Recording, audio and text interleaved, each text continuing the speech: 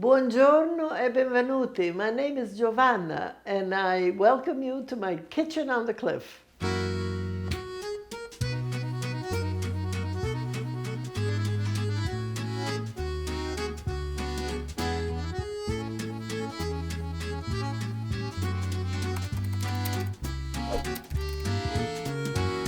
Today we're going to make, I think, what is everybody's favorite Italian pastry, which is cannoli. When we had our 40th wedding anniversary 22 years ago, we made cannoli, and Howard insisted that we make a lot of cannoli because his experience was always that the cannoli go first and then the rest of the Italian pastries. So we actually made 240 cannoli for our 40th wedding anniversary. And the person who filled all those cannoli was our cousin, Jerry Cirugo. So we put it to work and we all collaborated and we made trays and trays and trays of cannoli. So we want to celebrate that day all over again, now that we're married 63 years, and we're going to make cannoli so you could make them at home yourself.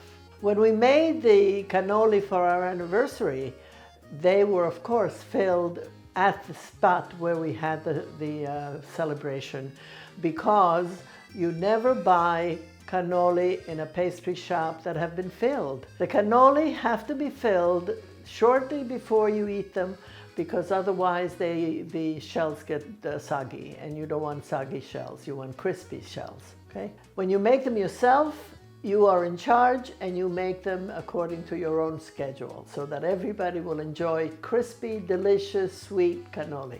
This recipe can be found in my book, Sicilian Feasts. You can buy this book online and you will have an abundance of Sicilian recipes, of course, including cannoli. Cannoli are a two-part creation. The first, of course, is that wonderful shell that we can eat all by itself because it's so delicious. The ingredients are flour, egg, lard, white wine, and sugar. The fat that we use in making cannoli is lard, which is a traditional and preferred fat, but it can also be shortening or butter. And all are good and all would give you wonderful results. For the filling, we're going to use ricotta. Although the supermarket ricotta is perfectly fine for many, many dishes, for cannoli you really need a denser, more flavorful ricotta, and that would be the ricotta that you would find at your local Italian deli. So we have ricotta, sugar, and then we decorate the ends of the cannoli with pistachios and chocolate chips, tiny, tiny chocolate bits.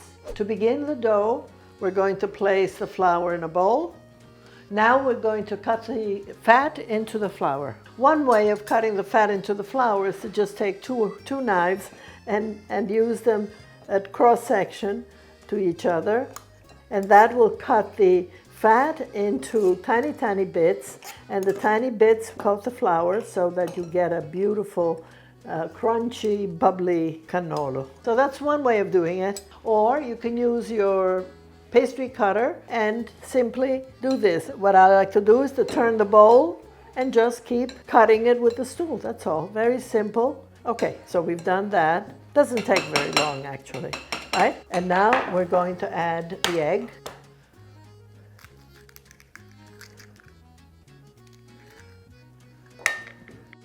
Right? We're going to beat the egg right into the flour.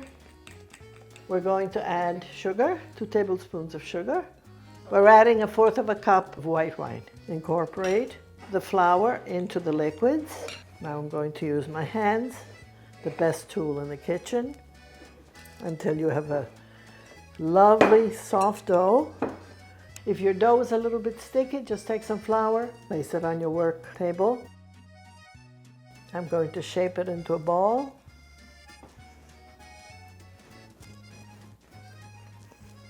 We're going to coat it with a few drops of oil, dropping a few drops of olive oil.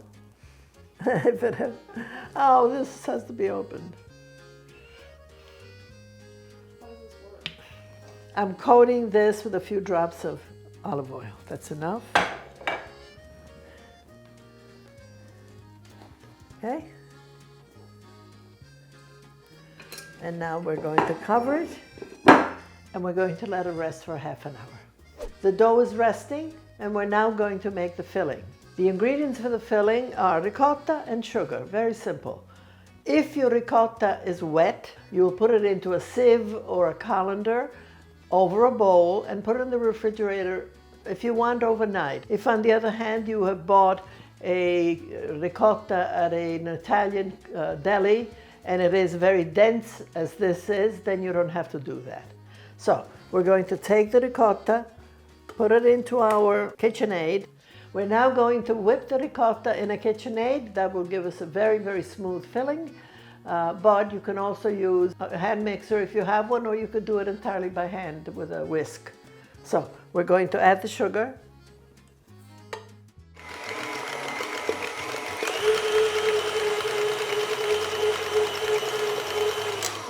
We're whisking it at high speed, but I'm going to give it a little mix to be sure that all of it will be equally smooth. Scrape the sides of your KitchenAid or whatever other mixer you're using and give it another high-speed mix. Now it's really smooth. Our ricotta filling is made, and now we're going to do the cannoli shells. So we're going to start by cutting the dough in half. Right now, we're going to make 2 logs.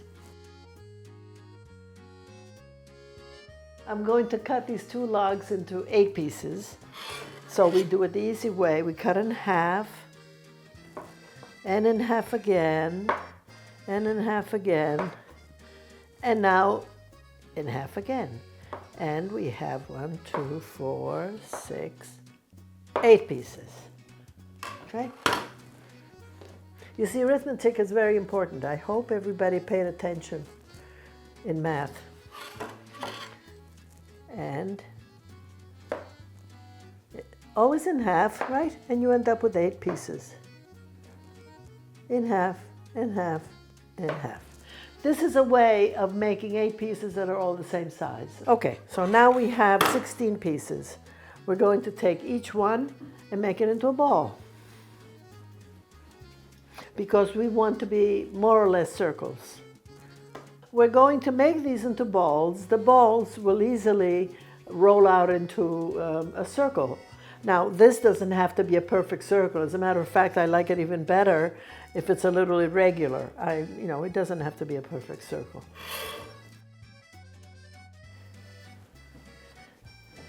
Okay, now I'm going to take each of these. I'm going to just touch a little bit of flour. Right? So this is now going to become more or less a circle. All right, here we are. Here's the first circle. We're going to take a cannoli form. We're going to put it in the middle, and then we're going to fold each side, overlapping the cannoli form. This has to be really well adhered, because this is going to go into the hot oil. Just the way you see it. We're going to drop it into the hot oil and we're going to hold it with tongs. Let me do another one.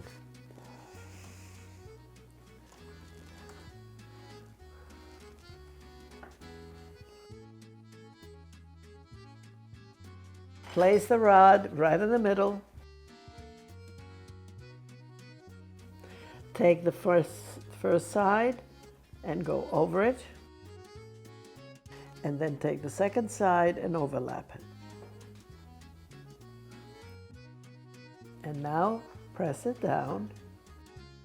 And this is when you need friends, relatives, and lovers to help you, because it's too hard for one person to do all of this. So our rods are small. So it would be much better if you had bigger rods. Now that we've finished shaping the cannoli shells, we have to start frying them. We're going to start frying.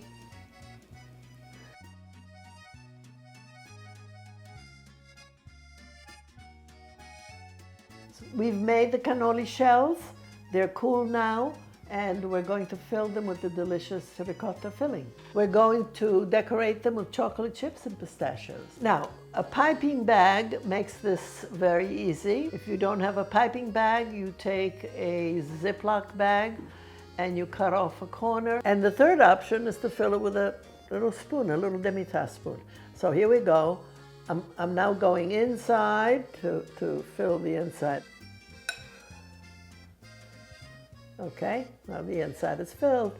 So now we take a nice spoonful, put it on the outside, smooth it a bit.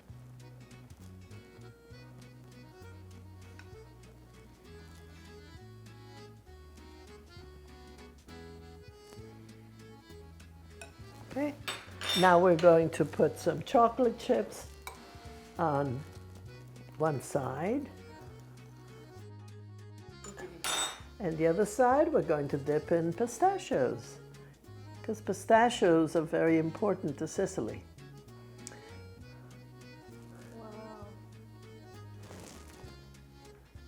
Wow. Isn't that beautiful? Okay, now let's do another one.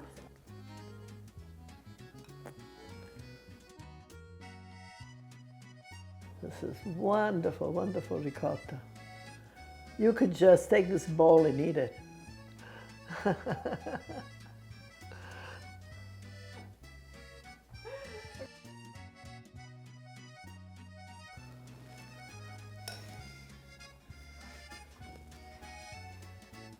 Our chocolate. The pistachios.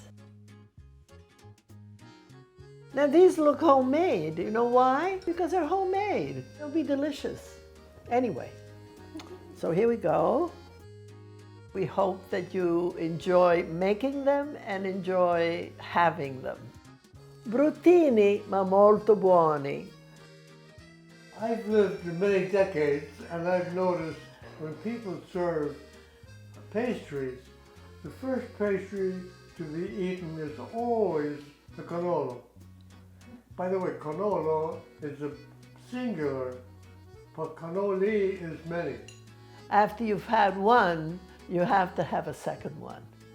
So enjoy your cannoli often. Chin Chin chin. chin.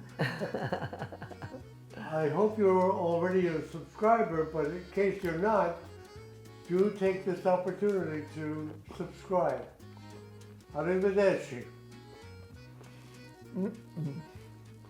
This recipe is from Sicilian Feasts. It's filled with wonderful recipes, and I know that if you try the recipes once, you will make them again and again. At our 40th wedding anniversary, we renewed the vows, and we had a nice, good sized party. Our cousin Geraldine Cerugo arrived early and filled all the cannoli shortly before everybody arrived, so they would be nice and fresh, and the pastry had no opportunity to get moist and soggy. At that party, of course, the 250 cannoli just flew from the table. Tanti abbracci. You know that the family that makes cannoli together stays together. Well, I made that. I originated that. So do you want to say it? That was really my line. Well, now it's our line. Thank you so much for watching. Alla prossima volta. Ciao. Ciao. Arrivederci.